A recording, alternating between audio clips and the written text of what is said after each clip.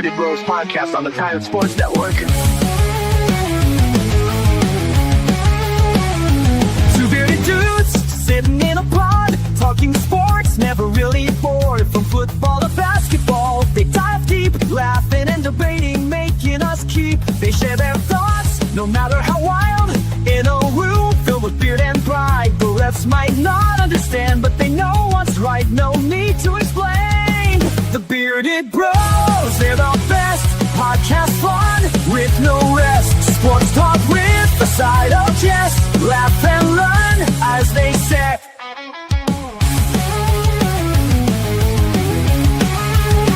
They're not afraid to disagree. In a world of sports, they'll always be free. Bearded wisdom, you can rely. In their podcast, you won't feel shy. Through wins and losses, they stay true. Discussing every play through and through. Their passion for games is clear to see. In their chatter, we all agree.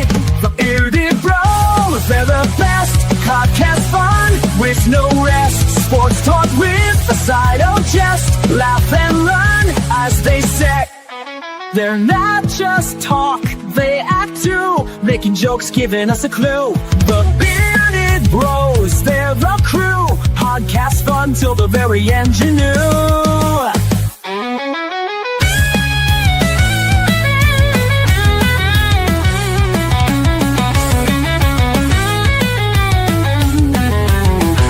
Bearded Bros, they're the crew. Podcast fun till the very end, you knew.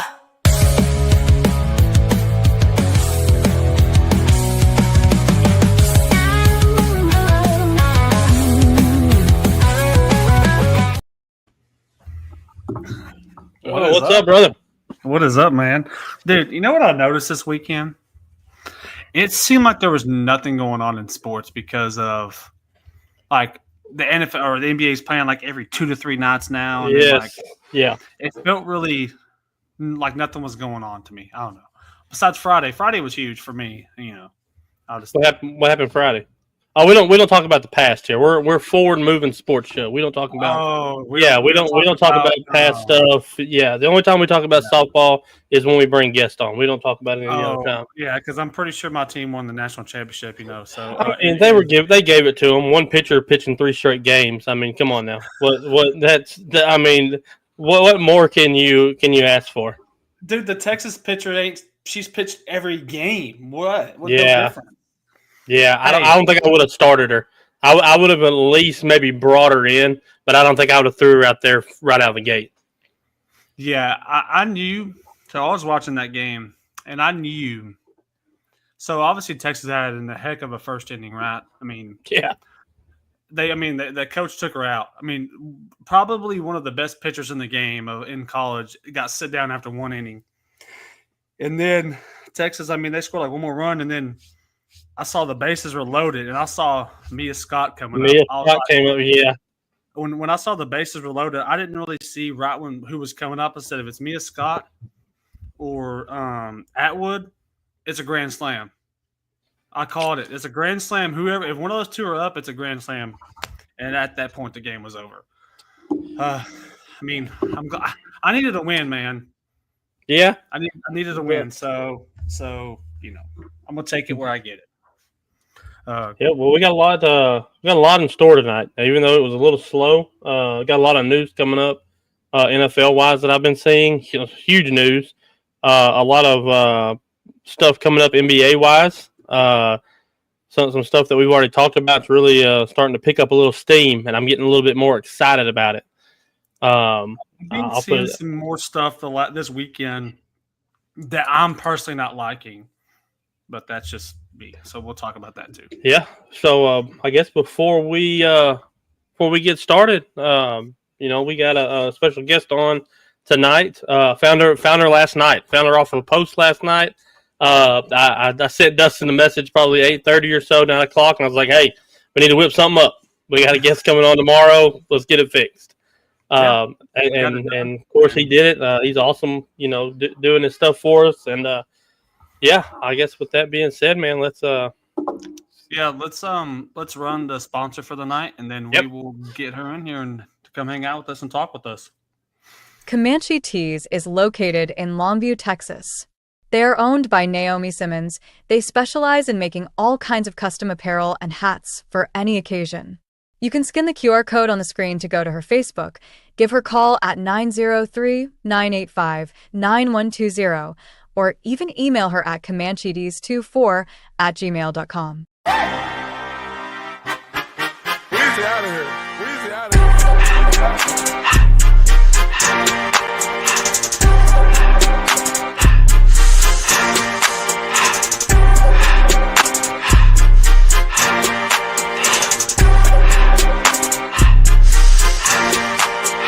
Everything litty, I love when it's hot. Turned to the city, I broke all the notch. Got some more millies that keep me a knot. I created his. Miss Ally, how are you doing? I'm good.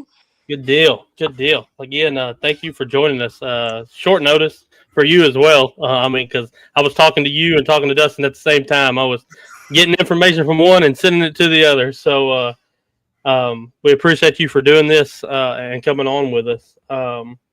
So I guess kind of take us through your journey up to your senior year, and we'll go from there. But was it always softball and basketball for you? Did you play other sports? No, I didn't play any other sports. I've always played softball and basketball from when I was really young, so it's always been two. It's always been those. Now, does your school have volleyball and all that? I don't know how big y'all are. We're 3A in Arkansas. Okay. So no, we didn't have volleyball at Falk. Oh, okay. We didn't have volleyball. How many kids did you graduate with, roughly? Ours was one of our bigger classes at Falk, and it was 100. Okay, so that's a little bit bigger than Diana. Yeah. Wow. But still, where it's yeah. exactly, are you located? Like, what's the biggest city around you? I guess to try to get an idea of. Texarkana. So they're like in between Texarkana and like Shreveport. They're like right in between them, kind of on the. Oh, Yeah, Texarkana. Okay. Like Kind of right out. Yeah, right outside of Atlanta, like right across the border from Atlanta. Oh, okay. Yeah, that's not even that far, really. I thought it was. I mean, no, I know Arkansas is not that far, but yeah, that's like right there. Okay, that's awesome. So Yeah, if so just you talk us if through, you had to pick, what would be your first love, basketball or softball? Okay, first love, it was probably softball because I was younger, but I kind of fell a little bit more in love with basketball when I went to like high school and stuff, and that's what I'm gonna do. And then I got the opportunity to play both, so I took it. Ain't nothing wrong with that. Nothing wrong with that. Was there like whenever you were well, let me ask you this: was this the only school that was looking at you for either one or both, or was there other ones? For both, Williams was the only one, and then I had 2 other offers for basketball. Okay.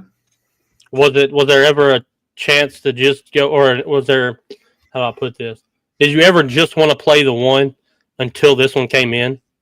Yeah. I never really thought I was going to be able to play both, so it never really crossed my mind. So I was just going to go for basketball, and then Then that came. I like it. How do you feel about playing both? Like, I mean, you're like, I feel like I feel like one sport in college plus your school is a lot. Well, now you have 2. Yeah, So I'm really excited. Like when I got the opportunity, like because I love them both so very much. Like I thought I was going to be done with softball. So like I feel like it was God giving me this opportunity, to play both because like it's something I've always played. And I know it's probably going to be a lot with school and stuff, but it's going to be like one at a time. It's not like both at the same time. So Right. I'm going to be in like basketball, and then once basketball's over, it's into softball. It's not like right. Yeah. What position do you play in softball? Softball. I play center field. Center field. I like it. I knew. So you're the point guard on the basketball team, if I'm not mistaken. Yes, sir. So I knew you had to play second, short, or center. I knew that. To me, that's where the point guards play on the softball field: a second, short, or center. Who's one of your? Do you watch basketball? Kind of. I know a little. Do you have a player you like to watch, whether it's collegiately or professionally? Not a specific one. I just like. I watch every now and then. I'm not like just super. So. Okay. Are you more NBA or WNBA? Like if you were to sit down and watch a game, which one would you prefer? I don't think I really ever just watched a WNBA game, so I guess NBA. There's nothing wrong with that. I'm going to tell you, just straight up, over the last probably 3 years, I've really got involved in the WNBA side of it. Like me and Dustin have talked about this. Me and my boss will talk about it during the week. Like, oh, what time does this game come on? Like 3 years ago, I didn't do that. I couldn't tell you what the teams were. Now I can tell you players on the teams and what. I mean, it's really kind of, I guess, doing this. And then my daughter's supposed to be a freshman, and so I'm trying to incorporate as much women's basketball kind of influence and stuff like that to help her out. She's big into basketball. She loves basketball. That is her first love. And of course, I love it because that was my first love. Basketball is my favorite sport. Dustin's favorite sport too. So yeah, that kind of helps. If you had to say, who's been like one of your biggest mentors, or kind of that one person that's maybe pushed you along the way? It can be, a classmate, a coach, a teacher, whoever. It's definitely both of my coaches, Coach Mo and Powell. Coach Mo and Powell? Yes, I definitely wouldn't be where I'm at without them today. So. And have you had them all 4 years of high school, or? I had them since I was in like 5th grade. So. Oh wow! Okay. You've had them since you almost started. So yeah, that's huge. That's huge to have. I think that's something nowadays that you don't hear a lot of, is you have those one or two coaches in high school, but to have someone from, you could say in your youth days of playing softball, of course, because or even, I call it little dribblers, but you have little leagues of basketball. Have someone like that along the way and still have them is big, because they see you from when you were that young, and they see where you are now, and they push you because they see something when you were in the 5th grade, and look here you are now, they're still pushing you. So that's awesome. That's awesome. What are from the university, what are expectations going into your freshman year? Is there any plan? I mean, obviously no playing time is guaranteed. You've got to earn it, but what's the talk you go into freshman year playing time? I haven't just talked about it a whole lot. Don't know if I'll get any yet, but I definitely work my way to try and get some. Yeah, for sure. What size school is Williams Baptist? It's NAIA. I think it is NAIA. Okay. Do y'all play any Texas schools? Not that I know of, but okay. I don't even know if there's any here. I know we had a kid on last year that was some NAIA in Kansas. I don't even remember the name of it. And he was on for football, and he said he didn't play in Texas, but I didn't know if there was a basketball or softball NAIA here. Well, let's bring you. I got a question. This is huge for me because my daughter's getting big into softball. She's 7. So, this weekend they started the professional softball league. Did you hear about that? Oh, they sure did. I love that. We need. I know it's only like 4 teams, but it's a start, right? I mean, of course the MLB is supporting it. What are your thoughts on starting up a softball league? Because now I feel like after your college career, you're not done. You have an opportunity to go play professionally. They even had a draft for it, which I think is awesome. What are kind of your thoughts on that? Now that you're going to be a collegiate softball player, I mean, I think that's big for the game.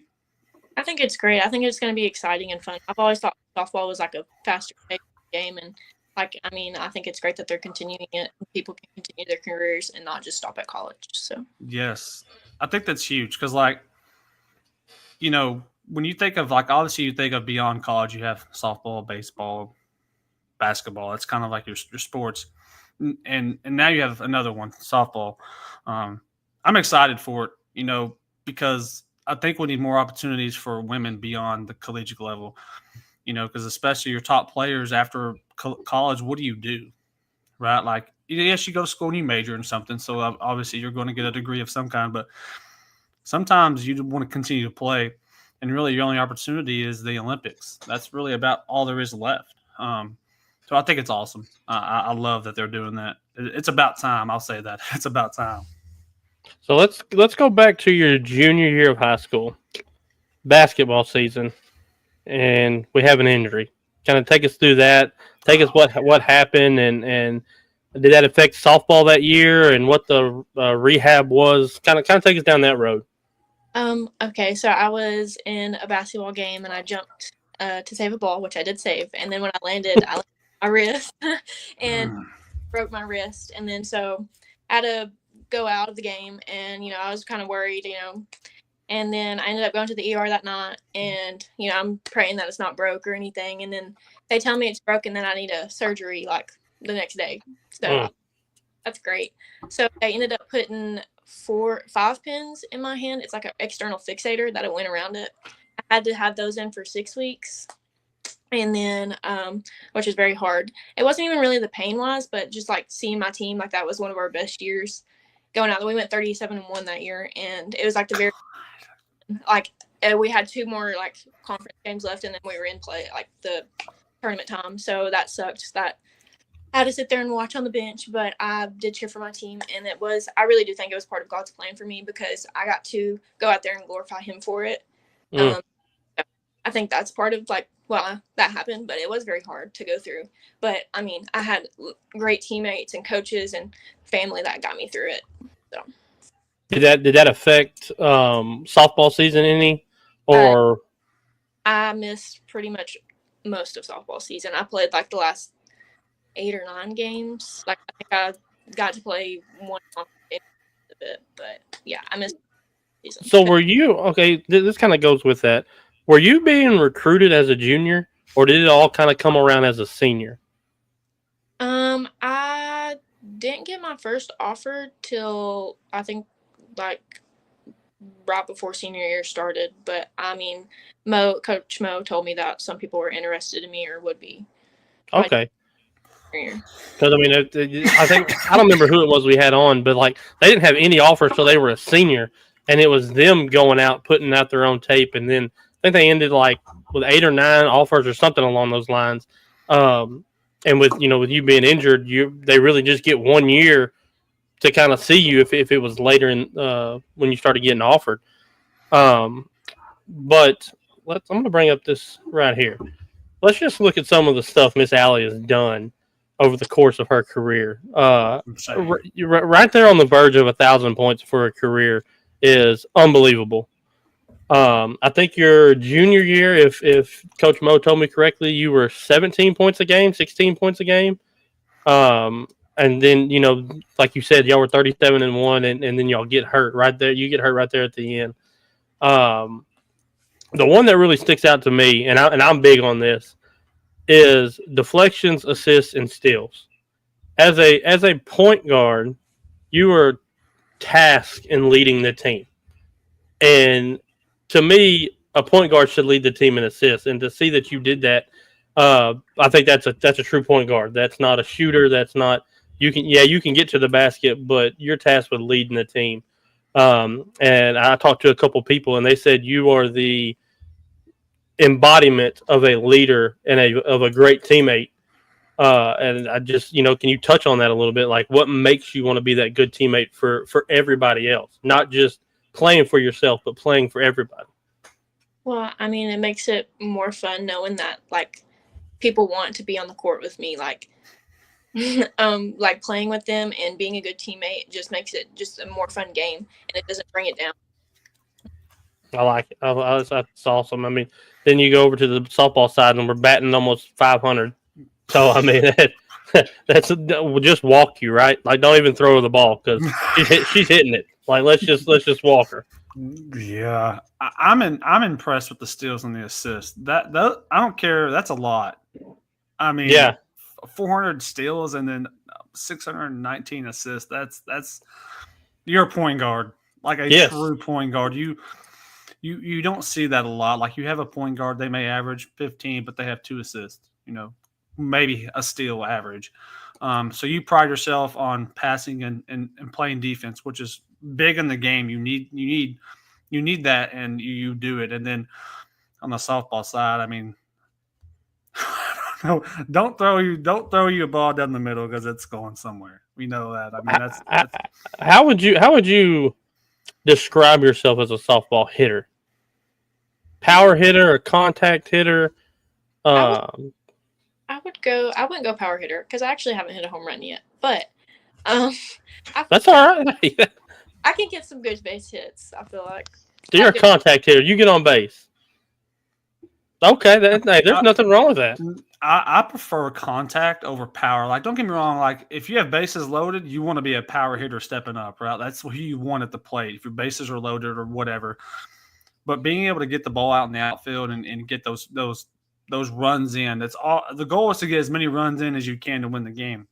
And a contact hitter is where you get that. So, I mean, don't get me wrong. I love when people hit home runs, especially in softball, because it is more of a rarity. Not no more. I mean, there's hitters. Don't get me wrong, but be able to put the ball in play is huge in any game. So for me to put that in perspective, I look at the two sports here, and I think we talk about it all the time, Dustin. In basketball, I would rather have somebody go 3 for 5 shooting twos than 1 for 4 shooting threes. Yeah, the 3 looks better, but the 2-pointers get you more points. Same in softball. I would rather go 3 for 5 hitting with 2 doubles and a single than 1 for 5 and a home run. Like, the home run looks better, but what does it do for your team? If that's only 1 run and the other 3 you got RBIs, now you're giving up 2 runs for 1 run. So yeah, that's kind of what I'm looking at as far as that. Would you consider yourself a stealer? Like, do you how many stolen bases do you have? I don't know exactly. Double digits? For a whole career, most definitely. I don't know how many I had this year. Probably. Don't know how many there. Now, are y'all done? I'm assuming I already graduated everything. Did okay. Some people are still in school. Some, like California, I think they graduate next week. I mean, yeah, that's goofy. What else do we have? What kind of record does the college have that you're going to? Are they a good basketball program? Yes, I think last year they had a really good record. I don't know exactly, but it was like 20-something wins, and I think they didn't get over double-digit losses. Oh wow! Now, do they have like NAIA national champions and stuff like that? Yeah, I think they do. But I know I'm pretty sure they won conference. They were conference champs. Oh, okay. Yeah, I don't know. Like I said, I don't know really how the NAIA stuff works. Well, Derek, look at LSU Shreveport Pilots. That was NAIA team. That sure was. You're right. You're right. Yeah, they went 59-0. So yeah, you're right. Yeah. That I think they do on all the sports. NAIA has championships of some kind. So that's awesome. Is that a 4-year university or? It is. It is? Okay. What are you going to major in? Business. Business? All right. Nothing wrong with that? No, business is that's a good degree to start with if you decide to change. You can't never go wrong with business. That's something I wish I would have went done with business. I didn't even go. So but business would have been one I would have entertained if I was going to play, especially collegiately. Because like with business, you can get like you can focus on your basics and then go from there type thing. So I think that's such a good degree to go with, especially playing sports. So they were 28-5 last year. They were 21-1 in conference. Wow. Yeah. That's no pretty joke. good.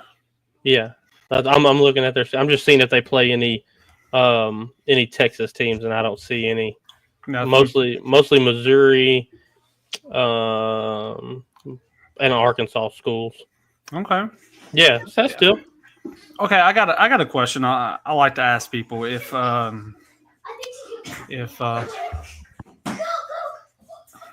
sorry, kids.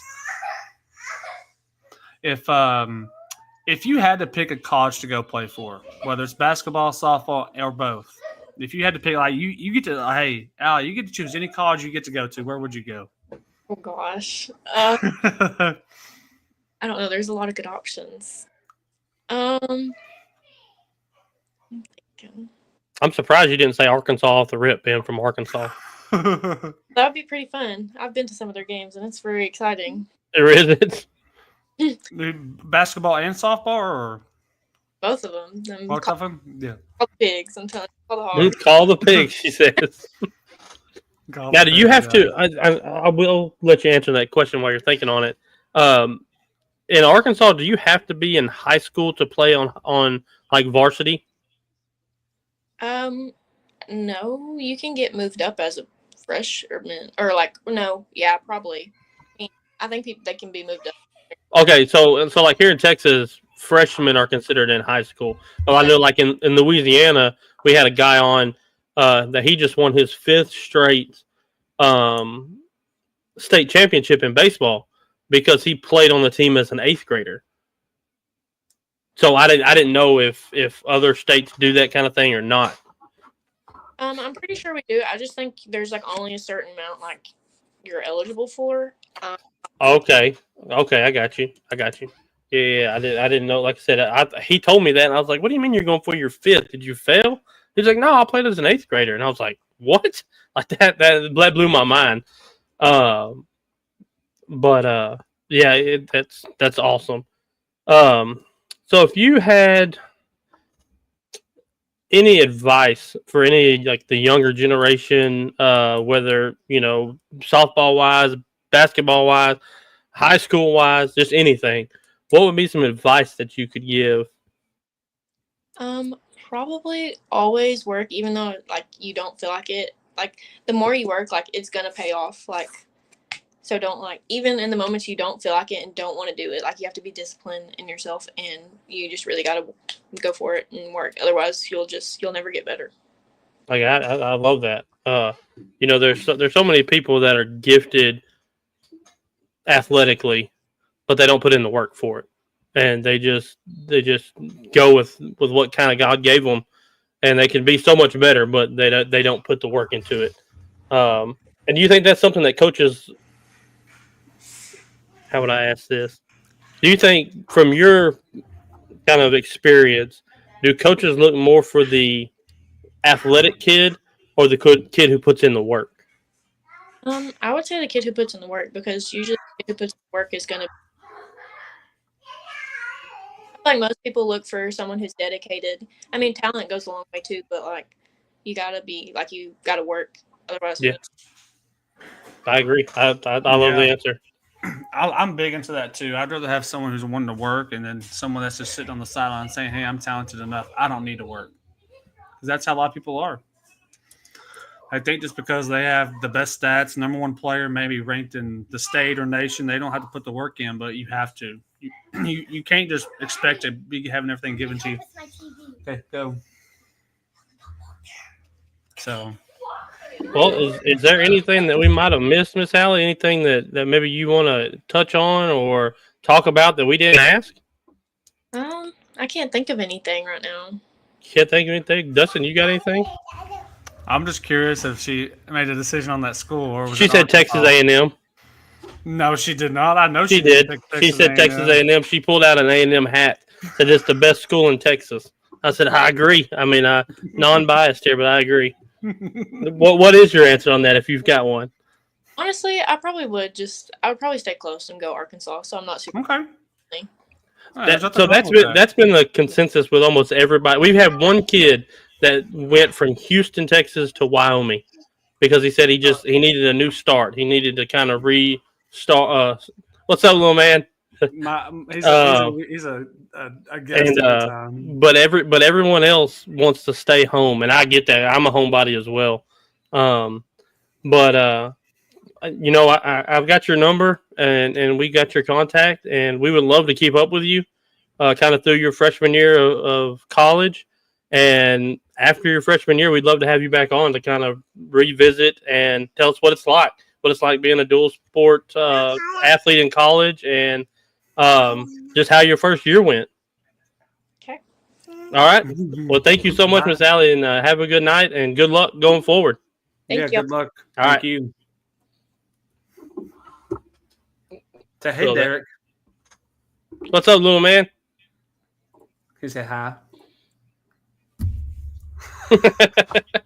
It's a every show occurrence almost. All right, go in there with your sister. Okay, go in there with Sissy. Okay. So a little update. Awesome. 17-17 in the first, Pacers and Thunder. Yep, I actually have it up. Yeah, I got it on my screen here, and I got it on the TV behind me. That's awesome, man. That's awesome. That was a good pull. I'm glad I reached out to her coach, and I'm glad he got back with me. I'm glad we got to have her on. Yes, A dual sport I'm like, athlete. I do think that's the first time we've had a dual sport person on I actually outside of committed. Mason. Yes. Actually, outside of Mason, because I don't think his was a dual commit. I think his was a commit to the fishing, and he's going to walk on to play baseball. Yes. Um, Exactly. Yeah. so yeah, that's kind of big. So I mean, if you want to, let's jump. I've got some breaking news actually. Okay. Let's do it. Nick Chubbs is signing with the Houston Texans. That's So huge. the for Houston Texans now have a backfield of Joe Mixon and Nick Chubb. If they use them properly, they could be dangerous in the AFC this year. Because I think Stroud's a great quarterback. I think CJ Stroud is a phenomenal quarterback. He just hasn't been lucky with the receivers. Tank Dale been hurt 2 years in a row. Then Diggs got hurt last year. And they still do good. I mean, I think they still won the division last year. Yeah. So I'm curious to see how they're going to do with double. I'd put them both out there.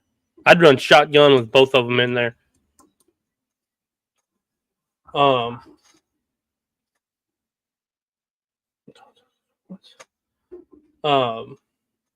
then as far as the Pacers and the Thunder go, man, I kind of called it last week. As far as what needed to be done, not last week, last game, should I say? What needed to be done? I think Chet was a no-show last week. Even with the 27 turnovers, they held pat to what they needed to do. Fought back. OG Toppin was big.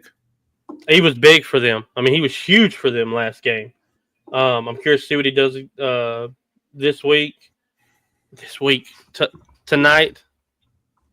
And Pascal Siakam. I mean, I spoke on it last show. Once they changed their starting lineup, I was nervous for Oklahoma City. Like, what you got this far with these guys? Why are we changing it up? Right? Mm-hmm. Why are we making changes? And I think it's because they saw the mismatches. They saw the Turner and the Siakam versus Hartstein and Chet, and that got exposed a lot. So tonight, I'm going Pacers tonight again. I mean, dude, we were spot on that first game. It wasn't looking pretty for the Pacers, right? Like, yeah, it wasn't. But I think they stayed pat. They did exactly what they needed to do the whole game. They kept it close. Now, they got it a couple times. Part they kept it close. And I think that's what they have to do. I think they can wear you down because, like I said, they're deep. I mean, they go 3, 4, sometimes 5 deep on as where Oklahoma City doesn't, and that's where the Knicks don't use their bench good enough, and there's just kind of chip away, and so I'm curious to see what happens going forward with tonight. Like I said, I do have Pacers winning. I'm going to say Pacers by 6. Yeah, the Pacers, and we talked about this the last show, it's their depth, and it's still their depth for me. I really like their depth, and they showed with like Obi Toppin, having someone like that coming off the bench, TJ McConnell, like that's what I love most about the Pacers. Yes, I love their starting 5. But to me, when I look at the benches for both teams, that was my deciding factor on picking the Pacers in 7. I got to give all respect to Oklahoma City. They're not a shrub team. They are legit. They were by far the best team out of the West coming out. They got past the hump this year, and people question the Pacers. Should they be here? Well, we know now the Pacers should easily be here. There's no question. Yes, like, they should be here. And it's showing now where, and let me tell you something else that's big for the Pacers. They have one of the best coaches Yeah, he may not have all the championships, but he's been in the league for a while. He took Dallas. You know what? He's in the same situation he was when Dallas won it. Dallas wasn't picked to win it against Miami. You think Dallas that year was picked to win against Miami? There was no.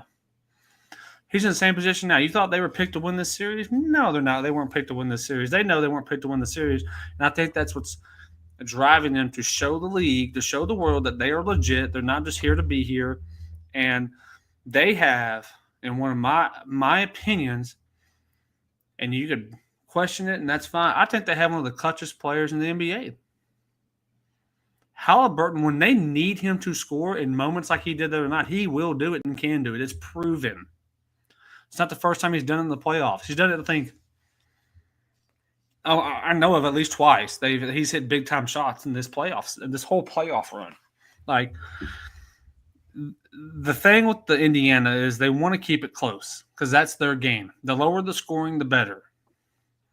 Yes. If they keep it close, they have a chance to win any and all games. And not only that, I think that they just have to keep it close. That's the thing. Even what I liked about it the other night is I think it got to 18 at one point, 15, something like that. Mm-hmm. They didn't panic. They didn't freak out. They just they ran the offense. They pushed when needed to push. Half court when needed to run half court. I think that was big for them. They acted like they'd been there before. They were rattled kind of out of the gate. And I can't believe it with 25 turnovers, they were even in the game. With 25 turnovers, that's 25 more possessions that the other team is getting than you. And they didn't capitalize on it because defensively, they saw the mistake. Boom. They got back on defense, corrected it, right? They didn't let it linger.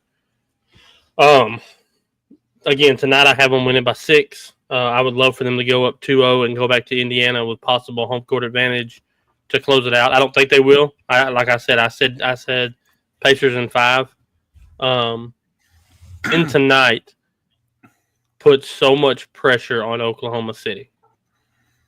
2-0, yes, 2-0 with the team that you've had and the overwhelming favorites that you are puts a ton of pressure on Oklahoma City. So, yeah. I love what the Pacers are. If I'm the Pacers, you make the changes that are needed, and it's going to be defensively for them. Defensively, not turning the ball over. You don't want to give Oklahoma City any more extra possessions that they are given, right? Right. So you're getting turn the ball over, and you've got to figure out defensively what is working for you.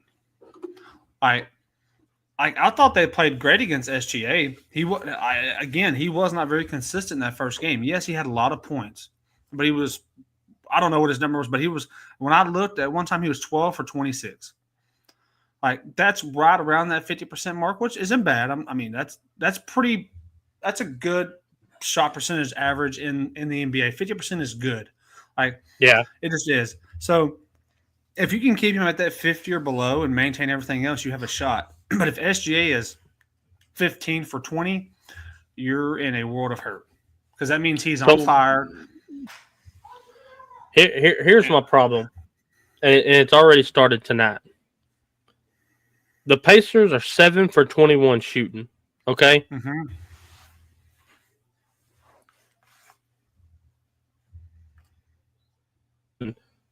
From just jumpers, they've shot 14 3-pointers already. We can't do that.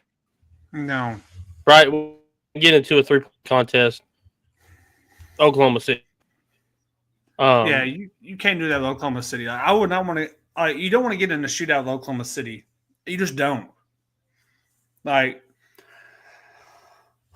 that. That's the thing with the Pacers. If they start to change their game, as in like, hey, we're going to shoot 15 more threes this game because whatever the case might be, that's where you start to go downhill. That's when Oklahoma City is going to get those easy rebounds and sprint down the court. So they've got to not do that. They don't want to get behind.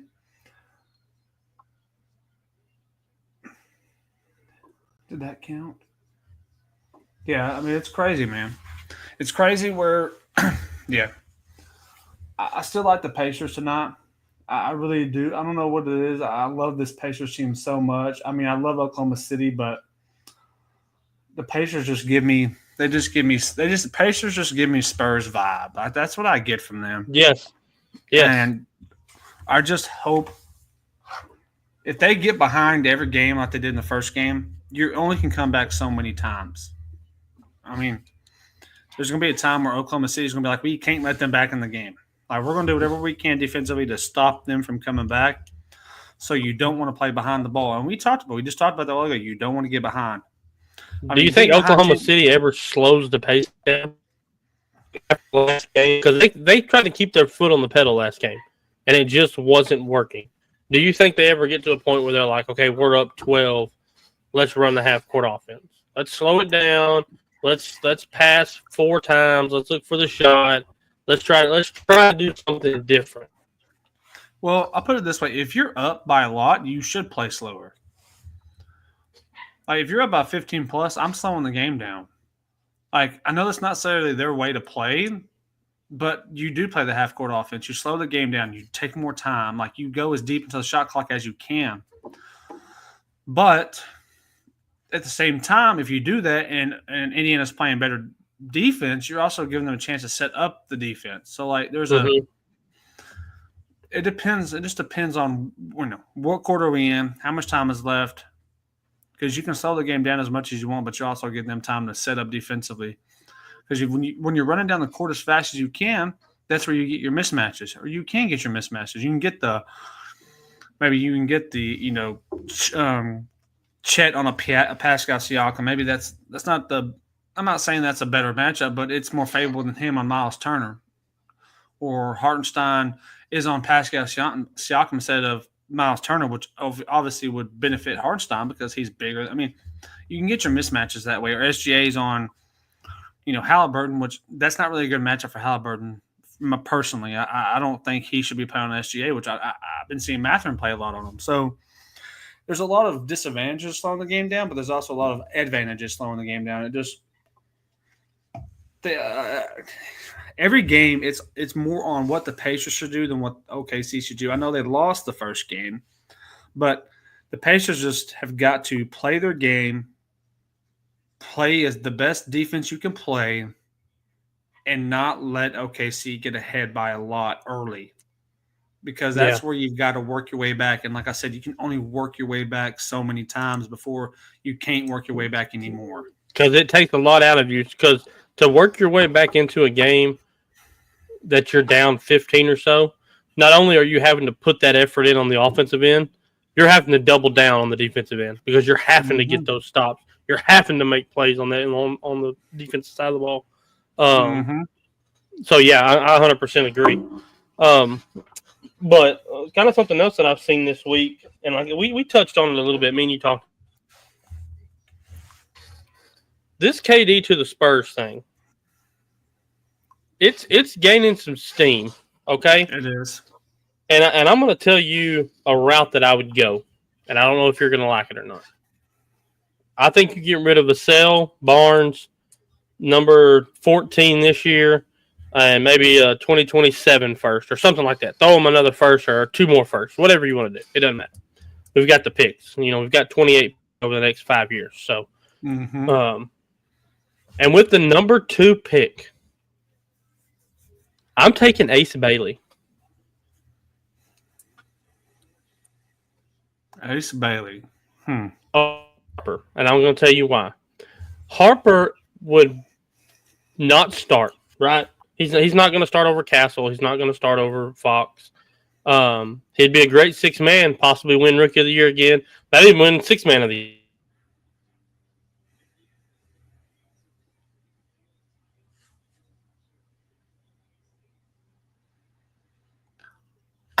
I don't think you can go wrong. Do what? I don't think you can go wrong with either one. No, not at all. I think you go with which pick moves the needle more for you. Because like San Antonio is in a not necessarily a rebuild, they're in a rebuild for now mode, not like rebuild for the future, because they're young, so they've already rebuilt. You've got your core, you've got Wimby, you've got Fox, you've got Castle. That's your core for the future. Mm-hmm. Now, what can we add to move the needle to get closer to the championship window? So, again, if they don't think either pick is the move, you find a way to get a player and or plethora of picks for next year. But if it's the player, obviously it'd be for now. So, I mean, I'm not against them trading both picks away. Like, what can we do with both these picks to move the needle for a championship run, whether it's next year or the year after? Now, if you're looking at KD, you're looking for next year. Like, this coming up season, this is the year to win it. Because you don't add a KD thinking, give me a couple years, because KD is, quote unquote, exiting his prime, you can say. So that's kind of where I think they are, is which pick or which move moves us in closer to a championship, because there's no rebuild anymore. It's rebuilding. It's building for a championship. You've got your core. And, because KD becomes the core too. He, how long would you get him for, essentially? Year, $130 million extension. Yeah. So he didn't take top dollar, right? He gave us money to room to work. Mm-hmm. If you can package Vassell, Barnes, 14, and a first for KD, okay, you make that trade. Now you've got Fox, Castle, KD, Wimby. Now you're looking for a filler. You're looking for something.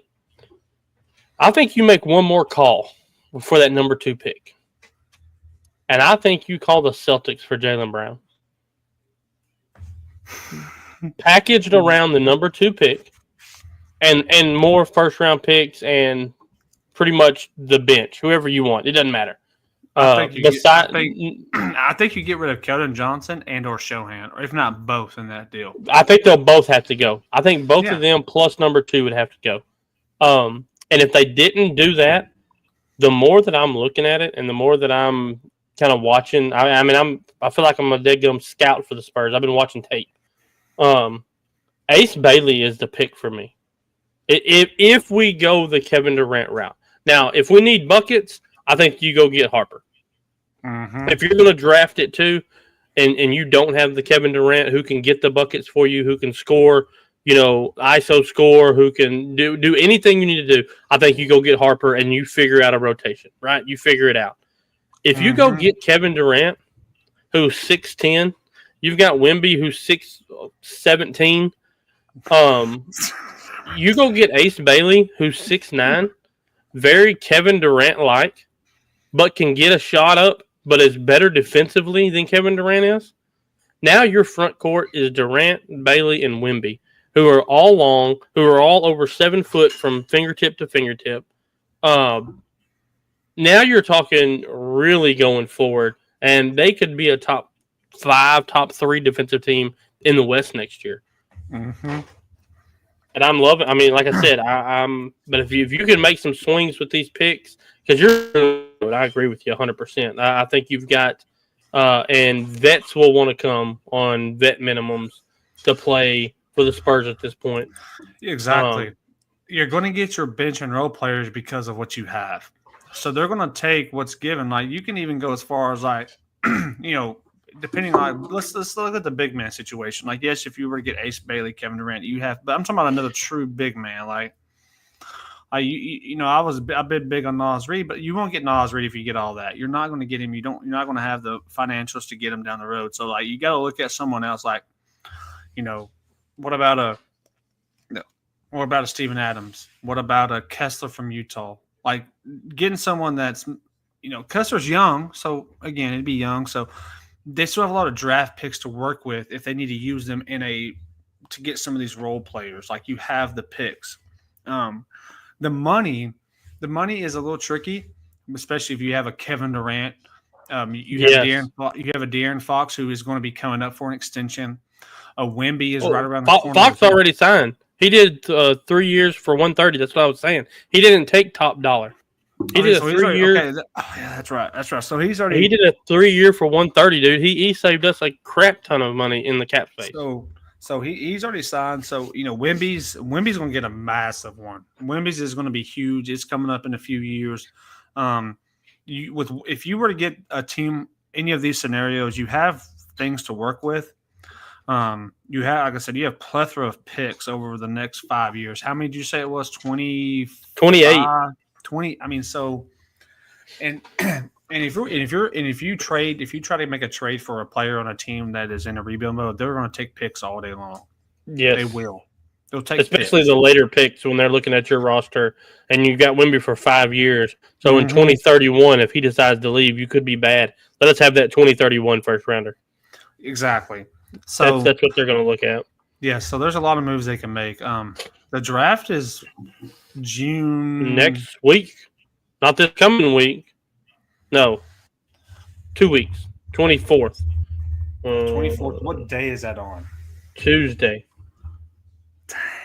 I think it might be. Let me hang on. Let me see. Let me double check. I want to do a draft show. I don't know if I hope it's on a Wednesday because it would be our show. But yes, it is.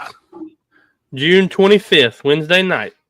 We are doing an NBA draft show. That's first, all we're first doing. round starts at 8. That's exactly what time our show starts. So it's ideal. We are going to do a NBA draft show. That's all we're going to be covering is the draft. Nothing else. I agree. We're going to, we won't do any guests that night. It's just going to be NBA. I'm coming out decked out in my Spurs stuff. We are going to do a draft show, so that will be fun and exciting. I'm so glad it's on a I do want to throw this out here, okay? And this is something that really bothers me. Okay, on June 17th, which is next Tuesday, the Mavericks are going to work out Cooper Flag. There is nothing that ticks me off more on a draft than when teams take the whole freaking time to pick their pick. Like, they know they're taking Flag. They've already said, we're not trading the pick because Flag's the guy. They know Flag's the guy. 1, why are you working him out? 2, go ahead and turn the freaking card in. That way we can go. We don't need a 9-minute for waiting on you to pick your pick. The same way with the Titans. The Titans knew who they were taking number 1. They turned the freaking pick in, and it was over with in 2 minutes. Boom. Let's go. Let's get this crap going. Don't drag this out. If I'm who was it? Cleveland at 2, right? I know I'm not getting Ward. I don't even need to bring Ward in for an evaluation. He's not going to be there. Don't waste his time. Don't waste our time. Bring in the next 3 guys, or you know what I mean? Like, it just that frustrates me so bad about the drafts. Well, it frustrates me too because for Cooper Flag, here's where I'm at with Cooper Flag. Dallas has said they're taking him.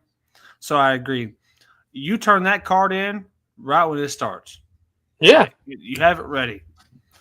Why are you working him out? Now, here's why I say that. What if you work him out and something happens and he gets hurt? He gets hurt. So what? Are you not going to take him now? Yep. He screwed himself. I agree. 100%. 100%. I don't think you should work anybody out unless you want to see something you haven't seen. But you're not going to see that. Like, their game isn't going to change over a few months out of college. Like, I'm sorry, it won't. Have they been working out? Well, of course they have been. They're yeah, for the NBA. They're next level, right? Save everybody. Stop wasting time. Stop wasting players' chance of getting injured.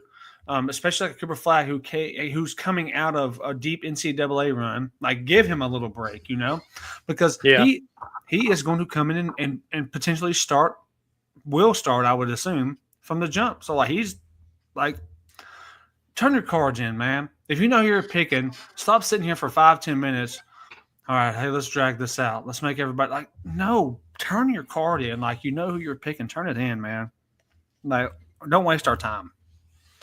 Don't waste. I mean, I'll stay up and watch it regardless. I'll watch the draft for sure. I love the draft. I love. So what I'll do is I'll do a pre-draft mock draft, and just see where I'm at. And I'll keep up with it on my phone just to see who I hit right and who I hit wrong. Yeah, I did the same thing with the NFL draft. That's we did a little pleasure of mine. I love doing mock drafts. I think they're so fun. Let's the Sunday before. Let's do it live like we do. Remember the NFL one we did? Let's do the NBA one live on the Sunday before, if you can. Can you do that? Like we did it online and everything. Can you do that? Like I'm sure.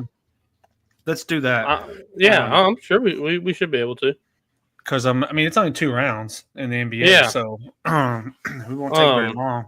And then kind of the transition, still basketball, but WNBA yesterday, the Chicago Sky got spanked. That was probably the highlight of my weekend. Angel Reese putting up the 4 points. I made a comment on one of the Facebook posts. I was like, man, I told her to leave some baskets for the rest of the league. I know she was going to leave them all.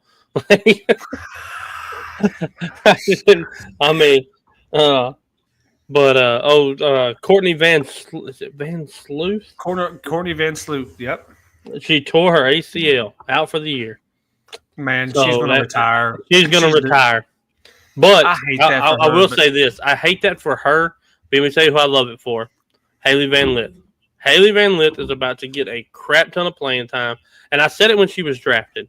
I absolutely hate the fact that she went to Chicago with Angel Reese. With Angel Reese, yes. You see what happens when she was away from Angel Reese. She flourished at TCU. She flourished with the ball in her hands, and everybody knew that the offense ran through her. And she made everybody better. Here, if she tries to take over the offense, Angel Reese is going to lose her freaking mind. Oh, she will. I just suck. That sucks. Who is speaking of the WNBA? Who is your surprise team this year so far? We're 10-ish games in or so. Who is the team that surprised you the most of where they are right now? Whether it's maybe they haven't been as good or they're like overachieving. I mean, you could say Indy is not where they're supposed to be. Because, I mean, we talked about it. They were set up to win. I mean, they brought in all these players. They brought in Howard. They brought back Mitchell. They brought in Sophie Cunningham. They brought them all in. They're sitting at 500. New York's right where they're supposed to be. Minnesota's right where they're supposed to be. I guess you could say Las Vegas is overachieving. I think they lost a bunch, and they're still sitting, with a winning record. Mm-hmm. I think once Cunningham and Clark get back, I think they'll go on a little run. So I think they'll be, top 3-4 in the league. I have 2 teams by season end. I have 2 teams right now that I'm surprised where they are. Phoenix Mercury and Atlanta Dream. Atlanta, yeah. I'm saying where they are right now. I'm not saying where they finished, but where they are currently now. Phoenix loses Brittany Griner. They get no worse. I think they're actually better without her. And then she goes to Atlanta Dream, and they're living up to what everyone thought they might do, be better because of Brittany Griner. And they're right there with each other on wins and losses, I think. Yeah. So those are my 2 surprise teams. Minnesota, New York being the top, not necessarily a surprise. I mean, they played each other last year in the finals. Like I didn't expect. I mean, that's not a surprise.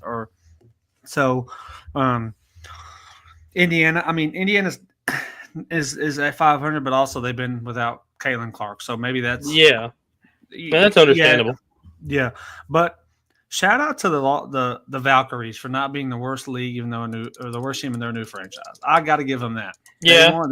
I mean, they're 3-5, but hey, you're a new expansion team. Usually, new expansion teams don't do well, but the best. I mean, I keep saying this: the best expansion team in any sport that's done well from the jump is the Golden Knights, and they are still good. From the jump until now, they're still good. So it's good to see a new team not be the worst team. Dallas. I mean, we understand. I know you got Paige Beckers, but you're still in a rebuild mode. The problem with Dallas, and I hate this about Dallas, is what I worry about with them is where does Enrique, I'm not even going to try to pronounce her last name. Yeah. How much longer does she give Dallas to try to get a team together? You got Paige Beckers, Great start, by the way. I think Paige. Which is a great you're really you have you're getting your core. You have Enrique, you have Paige. They're them two and Paige. I'm not saying she's playing bad, but she's just got to adjust to the WBA. She's actually having to adjust. Like Caitlin Clark necessarily didn't have to adjust. She plays a different style of game than Paige, so it's going to be an adjustment period for her. But you're building a core. But how long is Enrique going to stick around to do the rebuild? And that I agree. They've got to figure out a way to maybe they're 1-9. They're not going to do it this year. I mean, they're just not. That might be the play. That might be the play because I'm going to tell you, Asia Fudd. I mean, you have Juju. I mean, you have players coming out next year. Like you could really get a big star next year. Yeah, a rookie, and then you have a big three or your core now. Because when I think of a core, I think of three people. Like your three people. Like that's your core. Like, and they just don't.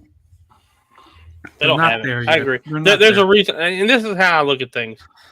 Are you surprised that they're 1-9? No. Oh, no. And I don't think anybody on the team really thought this year was going to be any different. Because guess what? You picked number one for a reason, right? You do. Just because y'all got paid, that doesn't mean y'all were going to be 9-1 now. Like y'all were bad last year. I think they had a coaching change. I mean, there's a lot going on in Dallas. I mean, let's I'm always under the impression you give 2 to 3 years.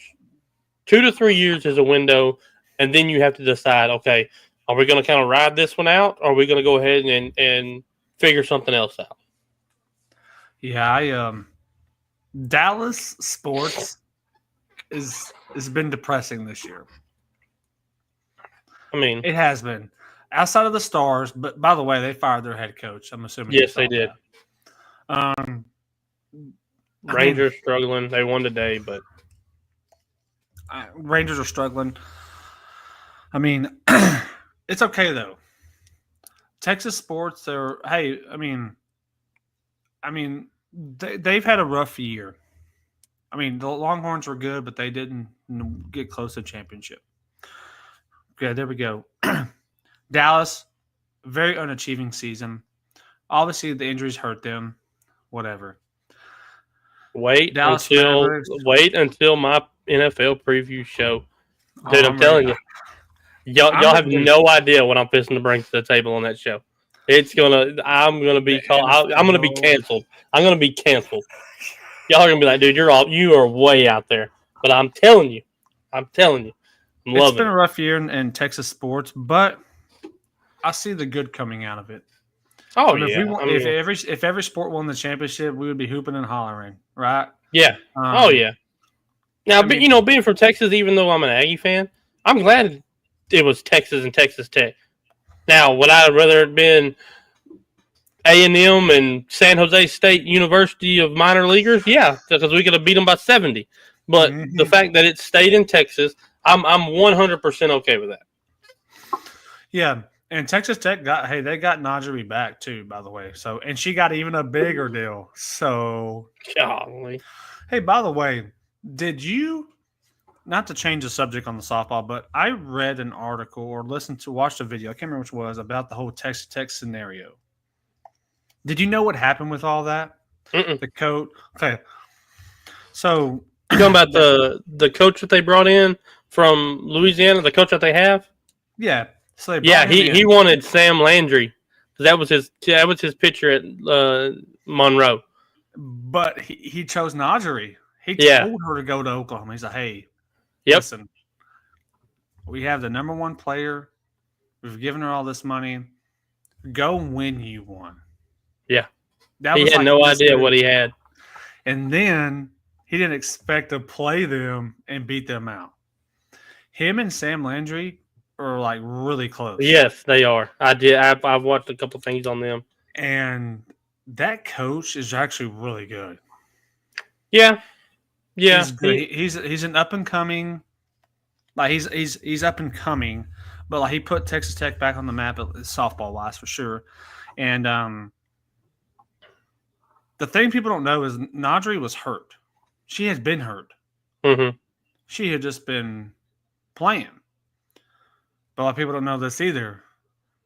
Mia Scott for Texas had a one ACL. Yeah, I mean, yeah, she's been playing. So it's crazy that with having a torn ACL and she played the way she did. And she played third. That hot corner with 2 ACLs is rough, but with one, yeah, that I mean, if they lay down a bunt, dude, she's got to come screaming up that line to grab it.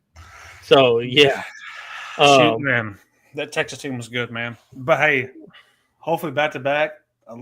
Miss Snead will be on there next year. I'm excited about that. Yes, she will. Yes, she will. I thought about that. I almost sent her a message when they won. It was going to be like, all right, if you get there next year, I'm gonna need some tickets. Like I'm gonna need you to holler at us.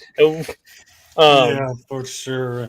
So to kind of transition from the softball side of it to Pacers are up 19. I mean, Oklahoma City's up 19, not the Pacers. Can we do something for Paul Skeen? Can we figure out a way to get him up out of Pittsburgh? Up out of Pittsburgh. It's just. But I mean, hey, it's the same thing that we talk with the draft. When you're bad, you're bad. He got drafted to a bad team, and you can only do so much as a pitcher. But yeah, that team's bad, and it's getting out of hand though at this point. Yeah. Let's see. He has 11 quality starts and 4 wins. 11 quality starts, and he has a 1.8 ERA. He's given up 1 run a game and only has 4 wins out of 11 starts. That's unfreaking believable. There's a dude. Let's see, where are we at? Right here. There's a guy that has a 4.2 ERA, and he has 4 wins also. Like, he has the same as Paul Skeen, and he only has 6 quality starts. So, like, get the man some bats, or let him go somewhere. He's got 92 strikeouts in 14 games. 92 strikeouts in 14 games. Would you say he's the best pitcher in the game right now? Ooh. I know that's hard because how bad they are. But I'm talking about if you just compare pitcher to pitcher from each team, is he okay? I'll go with this. I won't say the best. Is he one of the best pitchers in the game? Let's see. He's in year what? This is year 2, right? If I'm right, or is this? Yes. Yeah, this is year 2. Let me ask you this, Derek. Does he have the most strikeouts of any pitcher? Let's see. He's got to be up there. I mean, the fact you have 4 wins and you're giving up 1 run a game and 92 strikeouts, he is 11th. Wow. With 92 strikeouts. 11. That's insane. The dude from Boston has 110. Dude from Washington has 108. Detroit's the best team in baseball. I will say that. Tigers are good. They are playing unbelievable right now. So shout out to them. Their pitching is doing amazing.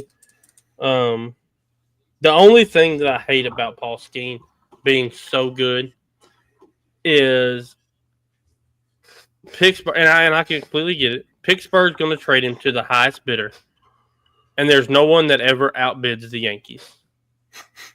And I do not want to see Paul Skeen in freaking New York. Like, I would rather see him in Philly or Tampa Bay. Like, go to Tampa Bay. You know what I mean? Like, go Tampa Bay or go Oakland, Las Vegas A's, whatever their crap they're called. Like, go somewhere different, man. But again, I don't see nobody outbidding them. Yeah, and that sucks. I do want to give a quick shout out since we're on the baseball side of things. Kudos to Arizona. They beat North Carolina back-to-back days and knocked them out. I was just going to say that. They got drove game 1. Yes. I watched the game yesterday. It was a good game. So they beat North Carolina, so they're on to the Super. Murray State clobbered Duke today to tie it up. Louisville won the series against Miami. Arkansas beat Tennessee, so we will have a new champion this year. Yep. UCLA beat UTSA. So yeah, I mean we were setting up for again a new championship in baseball as well. The baseball field for college this year was It's good. It yeah. was good, but they all got knocked out. You had Vanderbilt got knocked out. Texas got knocked out. Arkansas is the best team, in my opinion, left. Hey, And don't forget about the Cameron Coastal Carolina. Coastal Carolina's making a run. They beat Auburn. Coastal Carolina is the sleeper. And I say sleeper because it's Coastal Carolina, but they are really good. They're a really good baseball team. Yep. I would love if it would work out for Arkansas and Coastal Carolina to play for it. Like that's what when I look at the teams that are left, that's the matchup I want to see. You know, you get those matchups in baseball more than any other sport. You do. You know, I mean, the UTSA ain't making a Final Four run and getting them in a national championship game. They're not. No, they're not making a push as the group of five and winning 4 straight games to go to the Natty in football. I'm not saying they can't. I'm just saying that it doesn't happen, and that's what I love about baseball and the college side of it is it can literally be anybody. I mean, that's what I love about college. Oh well, yeah, college in general. I mean, especially the baseball, basketball, softball. Like I said, football, you're pretty set. Like I mean, Boise made a little run and they made the playoffs. In football, when this tournament starts now that they have, you could say there's probably 4 teams that have a really good chance to make it. Mm-hmm. I think 4 is fair. When you look at the other sports, you could literally look and say there's 6 to 8 teams that could make a run. Could. I'm not saying, but like there's a legitimate because again, Coastal Carolina, they're making a run. They were a really good baseball team this year. So this run is surprising, but they played an Auburn team that has been great all year, but so have they. They're the team that doesn't play the competition, right? Because it's Coastal Carolina. Right? Mm-hmm. They're not playing the Texas. They're not playing the Vanderbilts. They're not playing the Auburns. They're not playing the LSUs and Arkansas. But in baseball, it doesn't matter to me. Like in football, like when you look at football, like when you look at Arizona State versus Texas, like no one picked Arizona State to win. Very few people did, but they obviously showed that they could compete. But in baseball, baseball is a different game. Anybody can win. Like literally, you just need a good 2 games in the supers. I mean, not the supers in the super regionals to make it to the World Series tournament. So I'm saying it's really like when you're on your game, not necessarily in football. You don't get double elimination. You don't get 2 games to win. It's a 1 game. So that's what I love about the baseballs, the softballs, and stuff like that. Like you have more than 1 chance because it's whoever's playing good on that night. And it all comes down to your pitching in baseball. Like if you have a bullpen, I'm not necessarily a bullpen, but if you have 2 pitchers, 3 pitchers, if you got 3 pitchers, you're solid because at worst you're going 3 games, right? I mean, hey, yesterday, Arizona, dude, they switching the pitchers. Yes, and look what happened. They won the game yesterday. They were switching those pitchers. Derek, you know something I noticed? Why is it in softball you stick with 1 pitcher for the most part? Why don't we have the deep? Why don't we have a deep rotation room in softball versus your baseball? Like you don't necessarily start everybody every night in baseball, but in softball, you saw Nadri, you saw maybe because they played less innings, and so you're playing less innings. But like some of these pitchers are pitching 100 pitches a night in softball. That's crazy. Like a night. Like I didn't see nobody else pitch for Texas for the most part of the whole tournament except for number 55 Morgan. She was the only other pitcher. Like it was them 2 the whole time. It was mostly Tegan. Like what are we? That's crazy. And I noticed that watching a lot of softball this year. I guess it might come down to your scholarships. I mean, if you've got like say Oklahoma, they had Landry graduate this year. that was their senior. If that was the only senior pitcher that they had, it would be hard pressed for them to go out and try to get 2 or 3 people when they need a second baseman, when they need a center fielder. Like they might just fill that one void, and then next year if they have 2 pitchers leave, maybe they go get 2 pitchers in. I don't know. I don't really know. That's a good question. I don't know why. It's like that in high school as well. They get one pitcher and they run it, and then if you need that other one come playoff time, then you're struggling. Like then you're looking for an arm to stay up there. Oh yeah! By the way, another shout out to the Spring Hill Panther boys for winning state on Friday. A big shout out to them boys. They had a good season. They beat Wimberley. And I've reached out. I haven't heard none yet, but I've reached out to try to get a coach, some player, somebody on, see if we can get a little interview going and how that run went this year. I might can see what I can pull up on my end. I go. Come on, Derek. Come on, Derek. I go to church with the athletic director for Spring Hill. Derek, come on, man. You better pull that plug, man. He told me anytime we wanted to come to some football games, we could be on the sideline. Are you for real? Yeah. We might have to take him up. For real. It's Spring Hill, but yeah. Yeah, no joke. We don't need to go to like Spring Hill, Pleasant Grove. Maybe like Spring Hill. I do love Spring Hill Stadium, though. I love it. It's way different from what it used to be. Like the home side's on the visitor side now, and it's all crazy. Next year, get us in a game. I'd love to go to a game. I'll see what I can pull. Get with him and see what we can do. But yeah, that's awesome, man. Well, okay. You got anything else tonight? We hit on a lot. I mean, especially with an interview, like you said, everything's kind of dwindling down a little bit. Basketball is fixing to be over in the next week or two. Then you go right into tonight, probably Wednesday. Oh, NHL Finals has been phenomenal. Yes, 1-1. That game, the Oilers are impressing me. They're doing they're not the same team as last year. It shows. Yeah. Who do you got? I'm sticking with the Oilers, man. I'm not making. I mean, they won game 1 in a phenomenal fashion. They go to overtime game 2, and I thought they were going to win it again, but it's the Panthers, right? So like, I'm still taking the Oilers. It was either 6 or 7, but I can't remember what I said. But either way, I'm still sticking with the Oilers. I love what they're doing. They're taking the Panthers' route to the finals was, in a nutshell, pretty simple, pretty far-fetched. You knew who was going to win. The Oilers have had a little bit more of a challenge.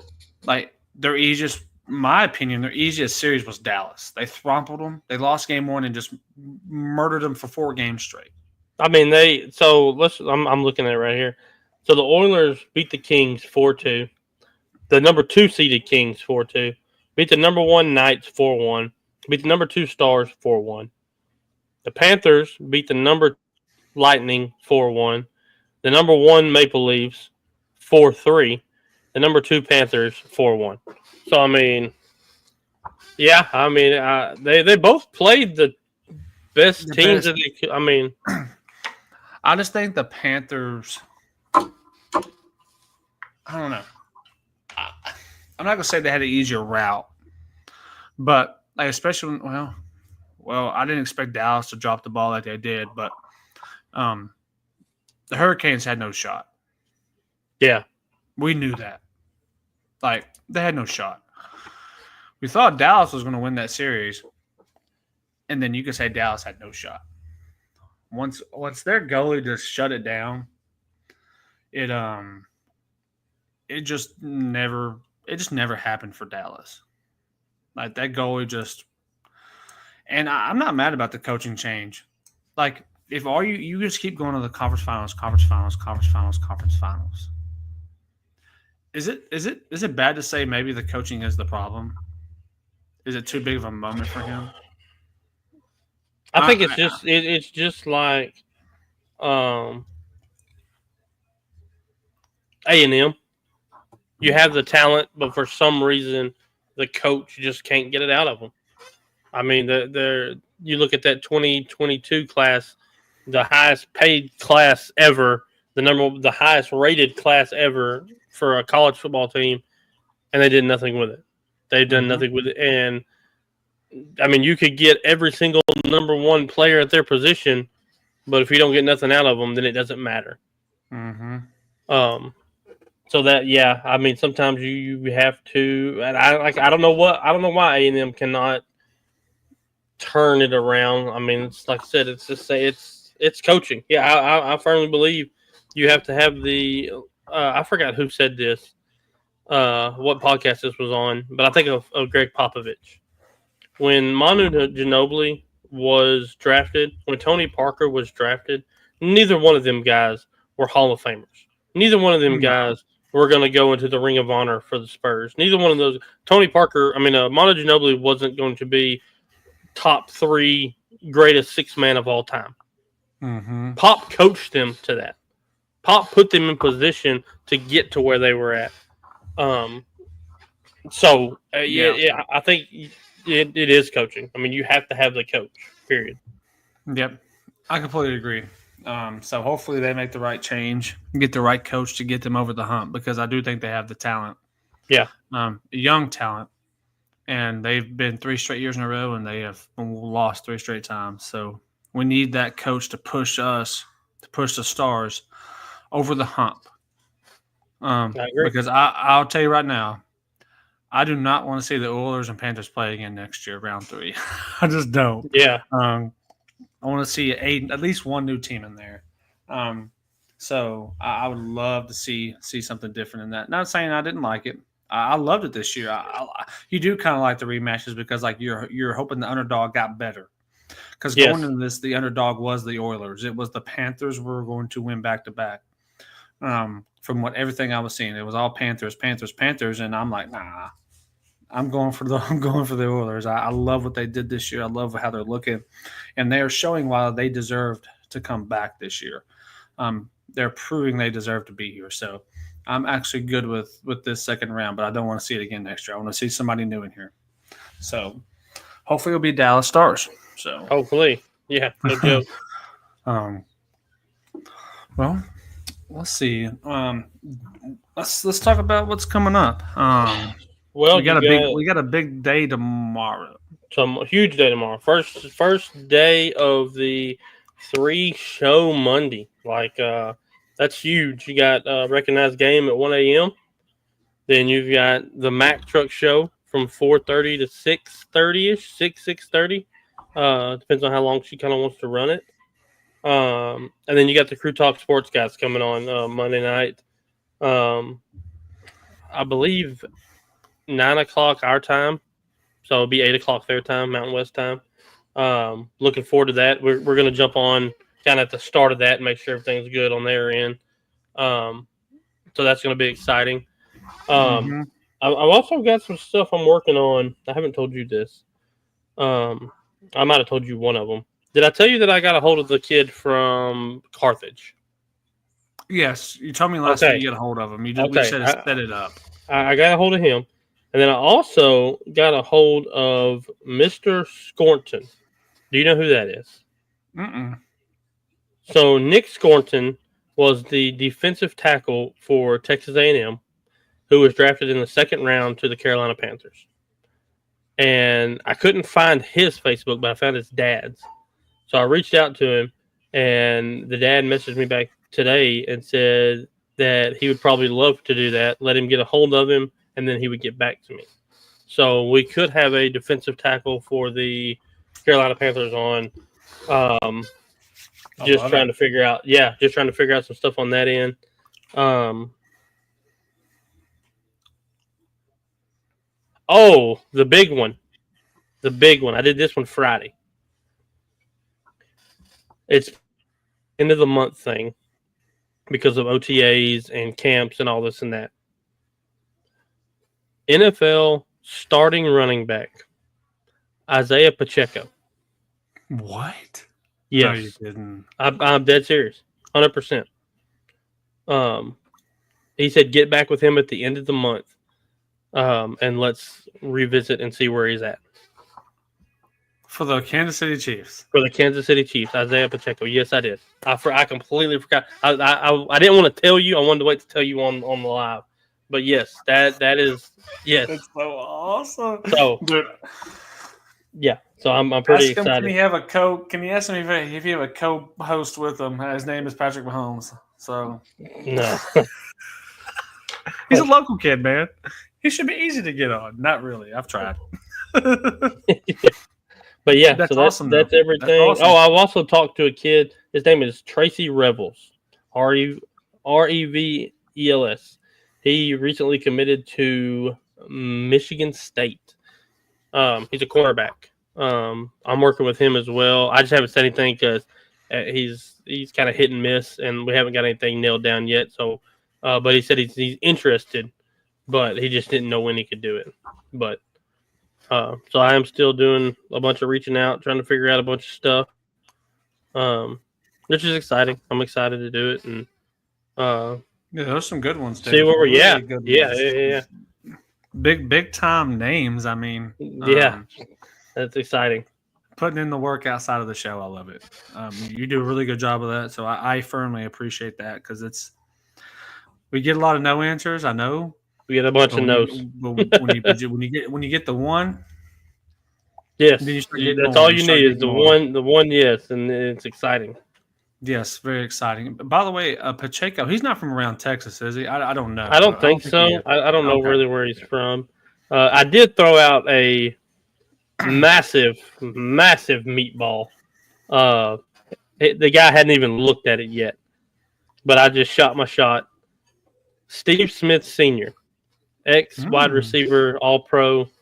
I ran across his page, and I was like, go for it. And so I threw it out there. Like I said, he hadn't even read it yet, but maybe if that sticks, I'd love to have him on. I did some reaching out to mostly on the softball side. I've been trying to get a Texas player on.